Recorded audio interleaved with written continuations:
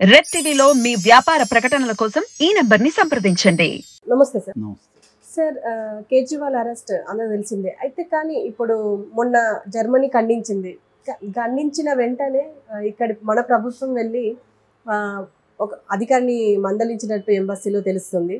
And ఇప్పుడు ఏకంగా అమెరికానే ఖండిస్తుంది కేజ్రీవాల్ అరెస్ట్ని. అసలు ఏం జరగబోతుంది సార్?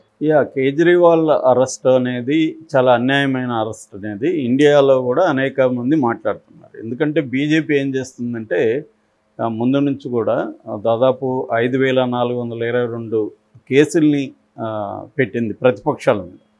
అందులో ఇప్పటి వరకు ఈడీ విషయంలో మొత్తంగా 26 కేసుల్లో మాత్రమే ఫైనల్ స్టేజ్కి ఈడీ తీసుకెళ్ళింది. అందులో 25 మందికి శిక్ష పడింది. అందువల్ల ఈడీ ఏం చెప్తుందంటే మాది 99% కన్విక్షన్ రేట్ ఉందంటుంది. కానీ మన పార్లమెంట్లో ఇదే ప్రశ్నను అడిగినప్పుడు ఫైనాన్స్ డిపార్ట్మెంట్ సంబంధించిన మినిస్టర్ పార్లమెంట్లో చెప్పింది ఏంటంటే 0.42% కన్విక్షన్ రేటు ఈడీకి ఉంది. కాబట్టి క్లియర్గా ఇది ప్రతిపక్షాల మీద కక్ష సాధింపు ధోరణి అనేది క్లియర్గా తెలుస్తుంది. అయితే బీజేపీ సమర్థకులు లేదా భక్తులు ఏం మాట్లాడతారంటే మొన్న కూడా ఎవరో కామెంట్ పెట్టాడు, మోడీ అంట ఎవరిని వదలడంట, అన్ని అక్రమాలు అవినీతికి పాల్గొంటే ఎవరిని వదలడంట మోడీ అలా కామెంట్ పెట్టారు. అట్లాగే అవినీతి చేస్తే అరెస్ట్ చేయకూడదా అని కూడా చాలా అమాయకంగా అడుగుతుంటారు. చేయొచ్చు, 100% చేయొచ్చు. కానీ మీరు మీ వాళ్ళని ఎందుకు చేయట్లేదు? అవినీతి ప్రతిపక్షాలే చేస్తున్నారా? బీజేపీ ప్రభుత్వాలు చేయట్లేదా? ఒకవేళ అవినీతి చేసిన వాళ్ళు బీజేపీలోకి వెళితే వాళ్ళ మీద ఏమైనా కేసులు ఉన్నాయా? వాళ్ళని అరెస్టులు చేస్తున్నారా? ఏదైనా ఒక్క ఎగ్జాంపుల్, సింగిల్ ఎగ్జాంపుల్ చెప్పగలరా అనేది ఇవాళ అడుగుతున్నాం. సో ఫర్ ఎగ్జాంపుల్ నిన్ననే ఒక టాపిక్ వచ్చింది. టైటిల్ ఏంటంటే జైలుకు కేజ్రీవాల్, బీజేపీలోకి గాలి జనార్దన్ రెడ్డి. వీళ్ళిద్దరినీ కంపేర్ చేస్తే గాలి జనార్దన్ రెడ్డి 1000 కోట్లు తినేస్తాడని అతను ఆల్రెడీ జైల్లో ఉన్నాడు. జైల్లో ఉన్నప్పుడు కూడా బెయిల్ కోసం 200 కోట్లు సిబిఐ కోర్టు జడ్జికి ఇచ్చి దాంట్లో కూడా దొరికిపోయాడు. సో అలాంటి వ్యక్తిని ఇప్పుడు బీజేపీ జాయిన్ చేసుకుంది. మరి అవినీతి పరులకు మాకు చోటు లేదు. మోడీ మాట్లాడితే ఏమంటుంటాడు? పరివార్ భ్రష్టాచార్ అని మాట్లాడుతుంటాడు. ఈ పరివార్ భ్రష్టాచార కిందకి రాడా ఈయన? ఆయన ఎందుకు చేర్చుకున్నారు? అట్లాగే అశోక్ చౌహాన్ మహారాష్ట్ర మాజీ సీఎం, తను ఆదర్శ్ సొసైటీ కుంభకోణంలో ఉన్నాడు. అతను బీజేపీలోకి వెళ్ళగానే అతనికి రాజ్యసభ సీట్ ఇచ్చారు.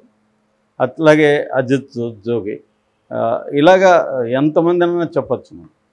ఫర్ ఎగ్జాంపుల్ ఇప్పుడు చంద్రబాబు మీద అవినీతి కేసులు ఉన్నాయి కదా, ఆయన ఎందుకు మరి ఎన్డీఏలో చేర్చుకున్నారు?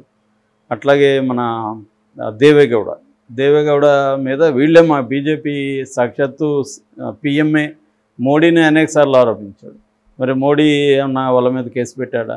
అట్లాగే ఇక్కడ ఓవైసీ అరాచకాలు ఓల్డ్ ఉన్నాయి ఇక్కడ, కానీ వాళ్ళ మీద ఎప్పుడైనా కేసు పెట్టారా? ఎందుకంటే వీళ్ళందరూ కూడా ఇప్పుడు నేను చెప్తున్న అందరూ కూడా బీజేపీకి మంచుకున్నారు. ఇక్కడ కూడా రఘురామకృష్ణరాజు కావచ్చు, సుజనా చౌదరి కావచ్చు, సీఎం రమేష్, వీళ్ళ మీద అంతా కూడా రకరకాల ఆరోపణలు ఉన్నాయి. ఫైనాన్షియల్ ఫ్రాడ్ మీద కేసులు ఉన్నాయి. కానీ వీళ్ళందరూ బీజేపీలోకి వెళ్ళగానే మిస్టర్ క్లీన్లు అయిపోయారు.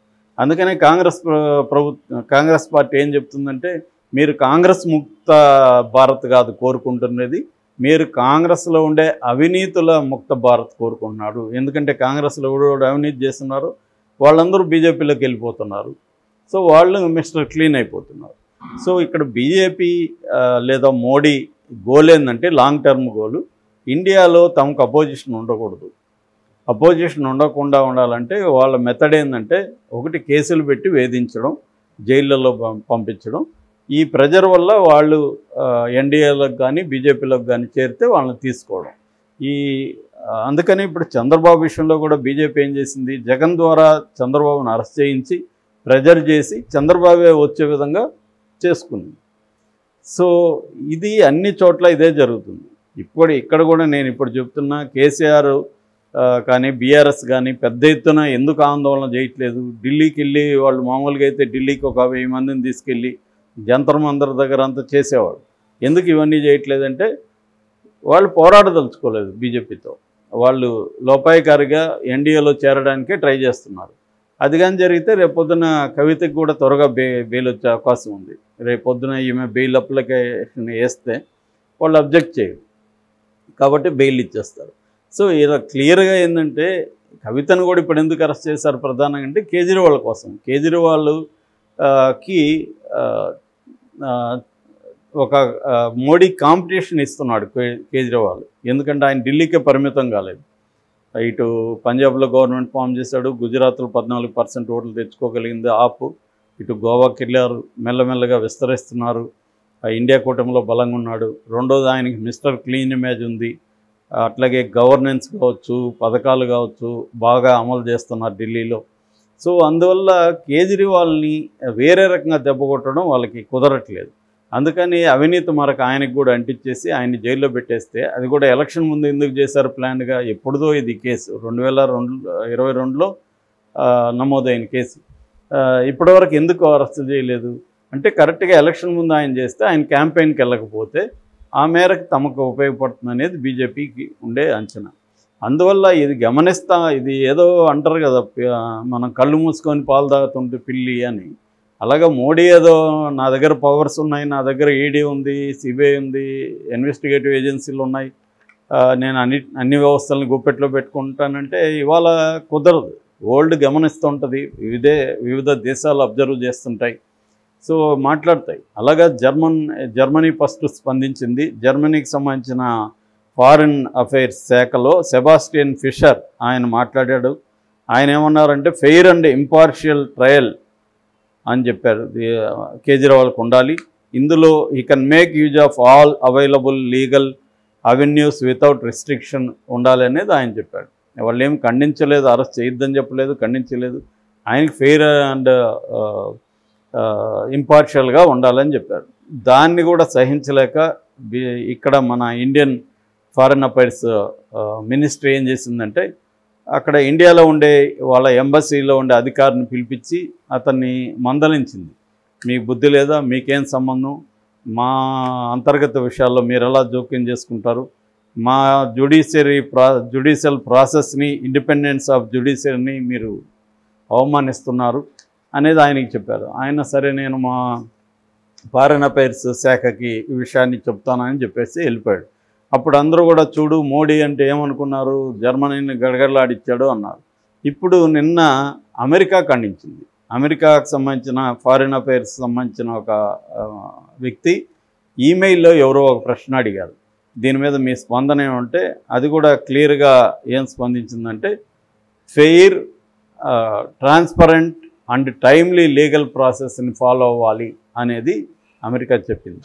అంటే ఈయనకి నిష్పక్షపాతంగా ఉండాలి, న్యాయంగా ఉండాలి, లీగల్ ప్రాసెస్లో జరగాలి అని ఇది అమెరికా ఇప్పుడు చెప్పింది. మామూలుగా అయితే జర్మన్ అయితే వీళ్ళు మందలించగలిగారు, అమెరికా పట్ల ఇప్పటివరకు సైలెంట్గా ఉన్నారు. మరి అమెరికాను కూడా ఇలాగ మందలిస్తారా? ఎందుకంటే ఇవాళ మనకి అమెరికాతో చాలా అవసరాలు ఉన్నాయి, అమెరికాకు కూడా మనతో అవసరాలు ఉన్నాయి, కానీ అట్లని అమెరికా సైలెంట్గా ఉండదు. ఎందుకంటే ఒక దేశంలో ఒక ఎన్నికల జరగక ముందు ఏ ప్రజాస్వామ్య దేశంలో కూడా ఇలా జరగదు. ఎన్నికలు జరగక ముందు ఒక ప్రధాన ప్రతిపక్ష నాయకుడిని అరెస్ట్ చేసి జైల్లో పెట్టడం అనేది జరగదు. క్లియర్గా అది మోటివేషన్, దాని వెనక మోటివ్ అయిందనేది అందరికీ తెలిసిందే. ఎందుకంటే పాకిస్తాన్లో ఇలాగే జరిగింది, పాకిస్తాన్లో ఇమ్రాన్ ఖాన్ని ఇలాగే జైల్లో పెట్టేసి ఎలక్షన్ జరిపారు. రష్యాలో ఇలాగే పుతిన్కి యాంటీగా ఉన్న ప్రతిపక్ష నాయకుడిని జైల్లో పెట్టి జైల్లో చంపించేసి వాళ్ళు ఎన్నికలు జరిపించి అధికారంలోకి వచ్చారు. ఇలాగ అనేక చోట్ల ఉంది, అనేక చోట్ల ఉన్నప్పుడు కూడా ఖండిస్తున్నారు. ఈవెన్ మోడీ కూడా విదేశాల్లో ఏదైనా జరుగుతున్నప్పుడు ఆందోళన వ్యక్తం చేయడం, అక్కడ న్యాయంగా జరగాలనుకోవడం మోడీ కూడా చేస్తాడు, మన ప్రభుత్వం కూడా చేస్తుంది. వేరేది ఇజ్రాయెల్ విషయాల్లో కూడా మాట్లాడారు కదా వీళ్ళు. సో నీ దేశంలో కల్పించుకోకూడదంటే ఇవాళ కుదరదు. ఎందుకంటే ఇదంతా లింక్. ఒక దేశంలో డెమోక్రసీ బాగాలేకపోతే, ఇప్పుడు ఈ దేశంలో డెమోక్రసీ సరిగా లేకపోతే అమెరికా అవసరాలు రేపొద్దున ఈ ప్రభావం వేరే కంట్రీల మీద పడుతుంది. సో రేపొద్దున మనకి ఇంకొక దేశానికి మధ్య ఇష్యూస్ వచ్చినప్పుడు అమెరికానో జర్మనీనో మన వైపు ఎందుకు ఉంటుంది? నీ దేశంలో ఇంటర్నల్ డెమోక్రసీ లేనప్పుడు విదేశాలతో నీకుండే ఇష్యూస్ వచ్చినప్పుడు ఎందుకు నిలబడుతుంది? ఖచ్చితంగా ఇది మోడీకి ఇబ్బందే. విశ్వగురు అని ఒక పక్క చెప్పుకుంటున్నారు. విశ్వగురు అంటే ప్రపంచానికి గురువు అవుతారు భారతదేశం, 5వ అతిపెద్ద ఆర్థిక వ్యవస్థ అవుతుంది అనేది కూడా చెప్తున్నారు. సో ఈ క్రమంలో ఇది మోడీకి ఖచ్చితంగా దెబ్బ అని చెప్పచ్చు. ఒకరినెవరో మనం మలేషియా లాంటి చిన్న దేశాలను బెదిరించడం కాదు, అమెరికా లాంటి దేశాలతో పెట్టుకోవడం అంత ఈజీ కాదు. సో ఆ రకంగా మరి మోడీ ఏం చేస్తాడనేది చూడాలి.